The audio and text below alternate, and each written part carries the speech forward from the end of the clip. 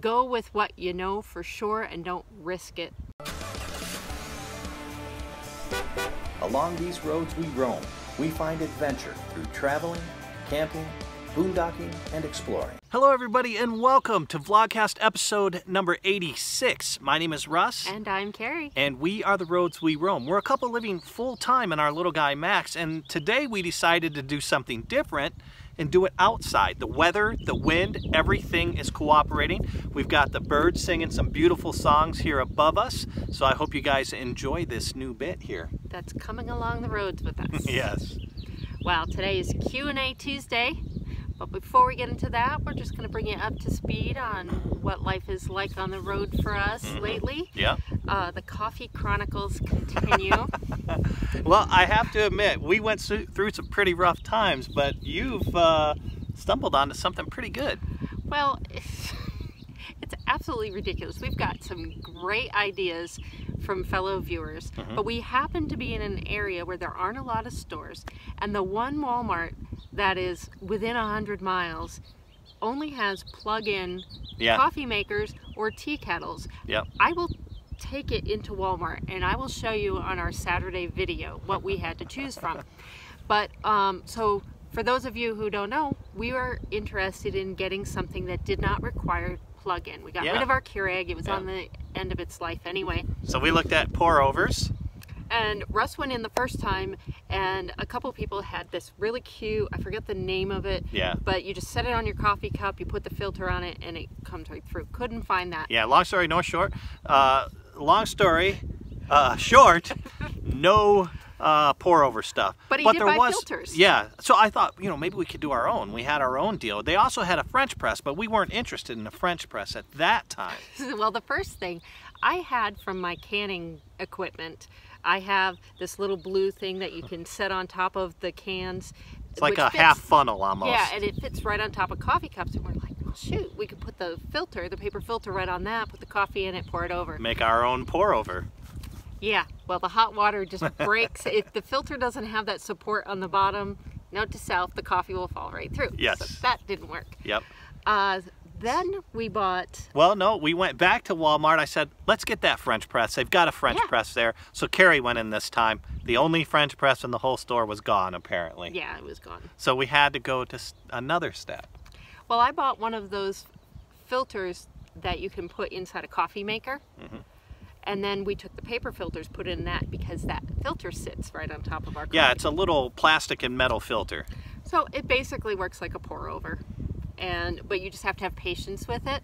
And one trick I found, you soak or wet your paper filters first, and then put your coffee grounds. Well, yeah, you did something different this last time, because the first time you did that, there was a bunch of sludge at the bottom of the coffee. That's because I poured too much water in at a time, and all the coffee went over the paper filter into the sieve filter. This last time was delicious. It tasted great. Just takes a little bit of extra time. I don't know, is it worth the money to go buy a different pour over, or do we just go the way we are? Yeah, if I can find something that's set up for a pour over, I'll probably do that.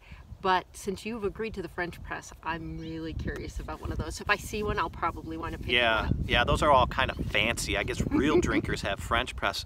Thinking, you know, speaking about other issues we've had this darndest luck trying to get our Pug Life harnesses for Abby and Billy. We bought those a couple weeks ago and paid for expedited shipping and everything just because of our status.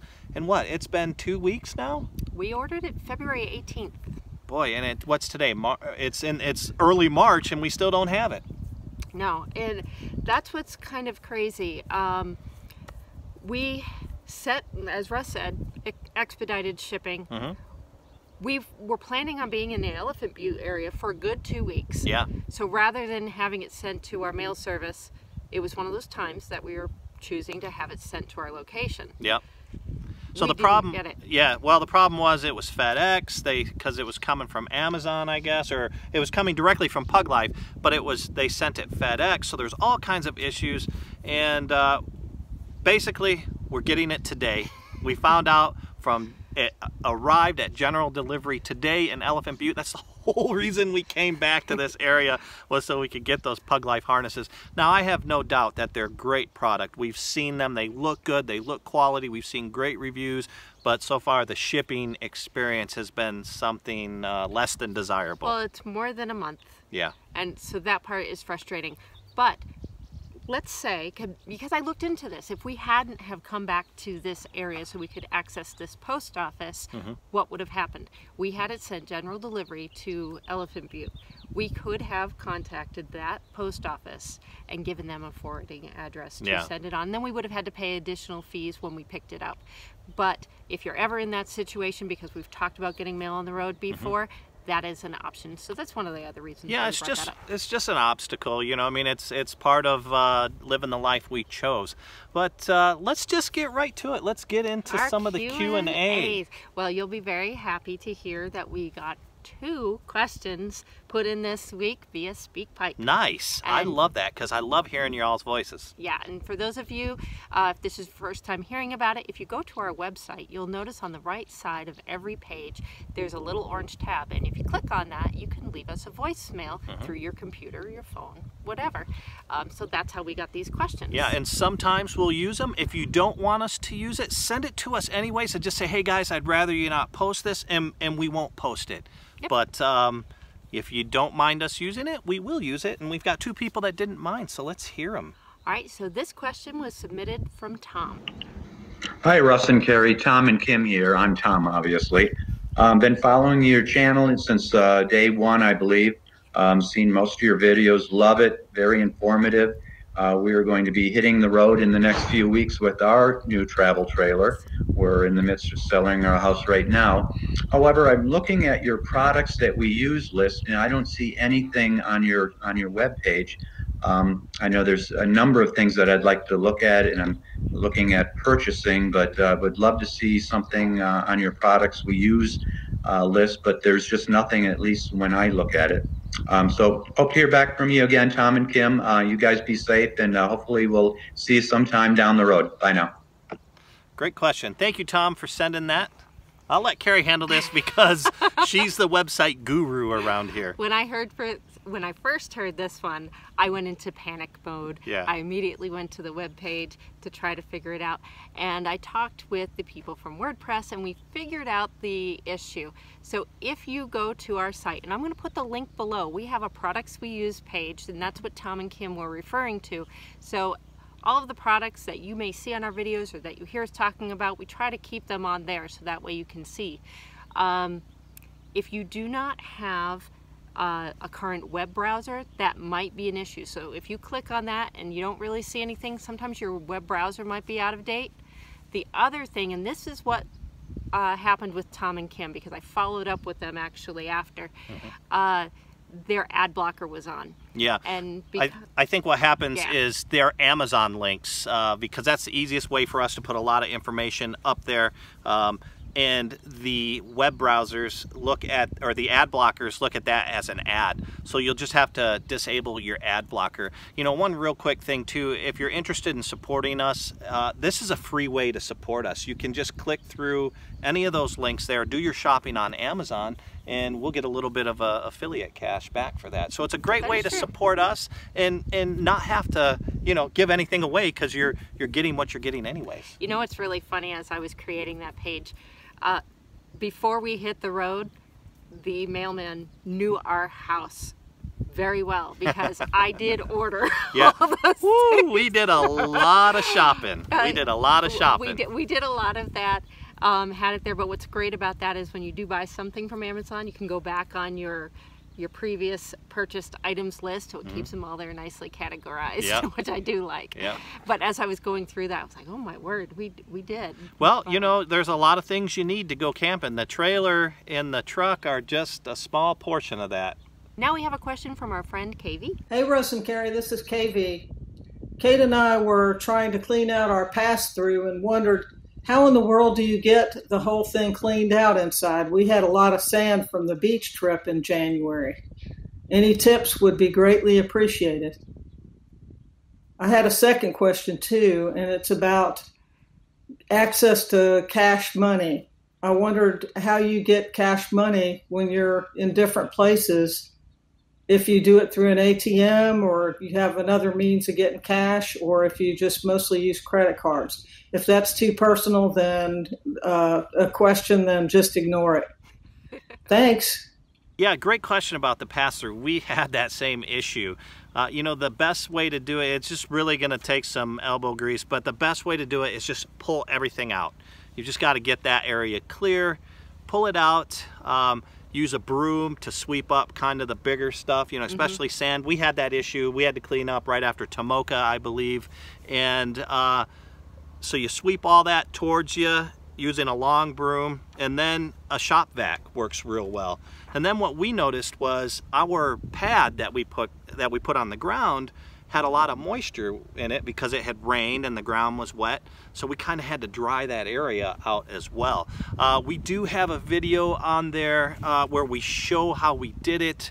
I can't remember which one it is. We'll try to find it, and Kerry can put a link to it down below. Well, one other thing that we've recently done that it does make it a lot easier, we get the really long storage bins. They're meant to go slide under your bed. Yeah. And we had originally bought just one, and we put the water hose, the electric, and some of those smaller things in there. And what we've recently done is we bought a second one, and we put it through the other side. And that's where we're now putting our sewer hoses and everything. It has a cover. Yeah. But what that does is it makes things a lot easier, because with the cover, dust and dirt's not going to get in there. And you can pull just 2 big items out, and then if there is dust and dirt in the floor in there, you're not pulling out a ton of little items and having to dust down all your stuff. To address your second part of the question, we typically try to pull money out. We've had some instances where people have tried to use our cards. I don't know how they get them, but you know, there's all kinds of high-tech ways now. So we like not to use credit cards, but we also don't carry a lot of cash on us either, because we don't want to be a target. So typically what we'll do is we do a lot of shopping in Walmart, because Walmart has everything to include a small RV center. So we'll grab the money that we need throughout the week, or we think we'll need throughout the week, and as cash back. The really good thing about that is you don't get charged ATM fees. One of the most common places that people or thieves are going to pick up your credit card information are at fuel places. And a quick tip, they have this special little thing that they can slide right over the credit card reader. It just pops right on it, so a lot of people are unaware, and what that does is it captures your information. So before you put your card in, do a quick tug on that credit card reader, and if it wiggles at all, don't use that pump. Question number 3 from Mary Beth. I've never camped with a trailer that has a bathroom or a black grade tank. If you could let me know what septic hoses you use, do they fit in a storage tube, or do you put them in a separate container? And if you could possibly do a how-to video. You got a remarkable timing, Mary Beth. We are actually putting a video out Thursday about how to do that. But typically what we use is we use a Camco product. It's Camco Rhino hoses. They tend to be, I just like the way they feel, the way they work, their quality. And we have been storing them in a container in the back of the truck, but Kerry came up with this really good idea on the question before, where we were talking about sliding them, you know, in a big slide-through container meant to go under your bed that has little wheels on them. Now that's where we put them. But again, we're going to have a video coming out Thursday that will show you exactly how we do everything. Question number 4 from Julie. What kind of generator do you have? We have an Energizer 3200P. Is that what it is? Yeah, it's the Energizer EZV 3200P. Yeah. We love it. However, we would make one minor suggestion. Yeah. And that would be to, if you do get that one, get the Energizer EZV 3200 RV. Yep. And there's one major difference between the two. Yeah, basically the P is a household one, so there's not a 30 amp or 50 amp connector. You have to use a regular 15 amp plug-in, which is, you know, the 3-pronged one that you use that has the ground and stuff. Whereas the RV one will have you can plug your 30 amp directly into that. An issue that we've been having with ours is the vibration will knock that, will cause that adapter to slide right out. So we got a new adapter that's on a cord, and then it's got the plug-in for the 30 amp right below that instead of the 30 amp going into the adapter, and there's a lot of weight that pulls it out. The only way we could fix that was use bungee cords to hold it in. Bungees are amazing. Yeah, but now with this new adapter that we have, it's not a problem. Question number 5, and this is another one from KV. Oh. This relates to our video from the Route 66 RV Resort. Yeah. Good times. Do you pay extra for any of the amenities other than laundry or propane? The dog wash, for instance. Yeah, no, all that stuff is free. They've got a lot of free stuff. You can walk in there, grab coffee, tea, cold brew coffee in the house or the clubhouse. It's all free. The business center, you can print, you can use their That's computers. Right. I was amazed that you could print for free. So did I. Yeah, because I mean, ink is not cheap. Well, even at hotels, normally you're limited to X number of pages. I just don't think that they've had enough people go there to abuse it yet. So for right now, they're like, you're welcome. Yeah, yeah, definitely. So as far as we can tell, you don't have to pay for anything, any of the other amenities. And the dog wash is completely free. Yeah. She has one last bonus question. Okay. Regarding your boondocking, Russ, can you teach us how to track those mule deer? Well, you know, I can try, but it's an ancient technique. Yeah, it's one that has taken me years and years and years to master, but I could give you the basics of it, of course. Question number 6. From Pete, regarding the boondocking vid as well. Okay. Shaving in the boondocks, why? Yeah, well, you know the old saying, happy wife, happy life. These are prickly when you give your wife a kiss, so if I want kisses, I gotta get rid of the beard. I'm the mean one. And then he said, I noticed you guys appeared to be out in the boonies of no man's land. Yes, sir. What did you do for gasoline? I found when towing my Max, I've only been getting 8.5 miles a gallon, and it turns out to only be 100 to 125 miles of travel. So yeah, we get about 11, you know, between 9 and 11. Really it boils down to Kerry is a fantastic planner, and she will map out the closest gas station. She'll say, hey, we can usually get about this amount of miles. We need to stop here.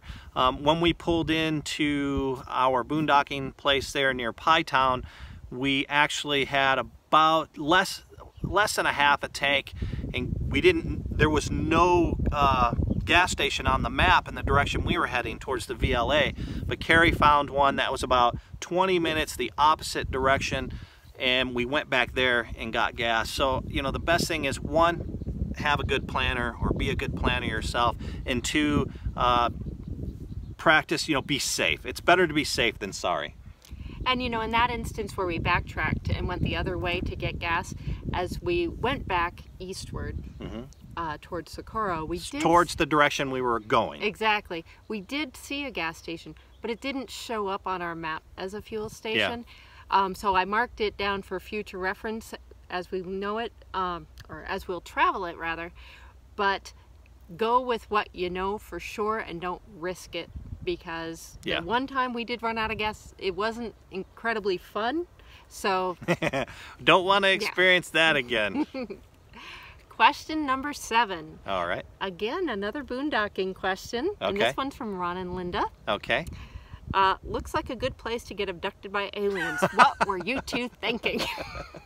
It definitely would have been the place. If you could be abducted by aliens, or if you're going to be abducted by aliens, it's probably a place like this. You know what's funny is Kerry even mentioned that. I was like, I want to see a UFO. And I was like, are you crazy? What are you thinking? I will say, when we were there, that was one time that I absolutely loved the stargazing window in the little guy Max, because I was able to stargaze. I have never seen so many stars. I thought I saw a lot out at City of Rocks. Yeah. But where we were, there's absolutely zero light pollution out there. I didn't even have my glasses on, and I could see brilliant stars, which is amazing. I think that's all we have for now. All right, guys, thank you so much for joining us. Thank you for your questions, your tips, your comments, your concerns. We learn a lot from them. Our viewers learn a lot from them, so keep them coming. All right, you can get a hold of us and send those questions to theroadsweroam.com. We have a contact page, or as we mentioned earlier, through that SpeakPipe orange tab. We're also on Facebook, Pinterest, Instagram, Twitter, and follow along on some of our audio versions of these vlogs on podcast via Spreaker and iTunes. That's all we have for today. We will talk to you tomorrow. All right, bye. Bye.